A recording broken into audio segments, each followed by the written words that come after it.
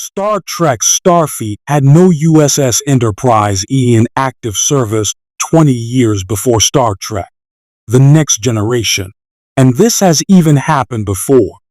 The Starship Enterprise is not just the signature vessel of Star Trek. It's one of the most recognizable and iconic spaceships in pop culture.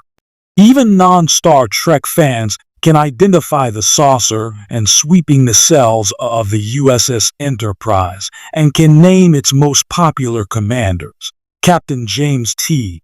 Kirk, William Shatner, and Captain Jean-Luc Picard, Patrick Stewart.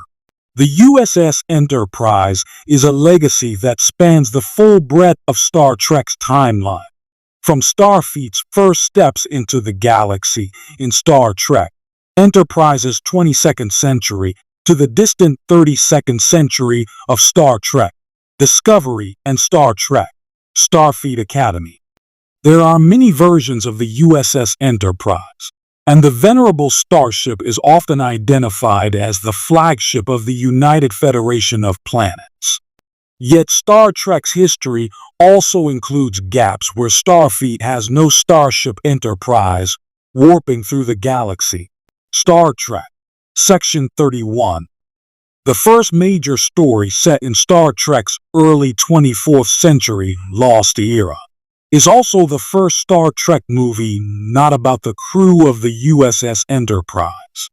While the Enterprise isn't seen in Michelle Yeoh's Star Trek streaming movie, it's likely the u.s.s. Enterprise B is the Federation flagship at that time. Meanwhile, Section 31 includes Lieutenant Rachel Garrett, Casey Roll, who is destined to command the Starship Enterprise before Starfleet enters a 20-year gap without the flagship of the Federation. Star Trek has no u.s.s. Enterprise in service for 20 years before the start of Star Trek: The Next Generation. TNG kicks off in 2364 with Encounter at Farpoint, which introduces Captain Jean-Luc Picard and the u.s.s. Enterprise D. The Galaxy-class Enterprise D is brand new when TNG begins, and Picard is still assembling his full crew complement, including picking up his new number 1, Commander Will Riker, Jonathan Frakes, at Farpoint Station.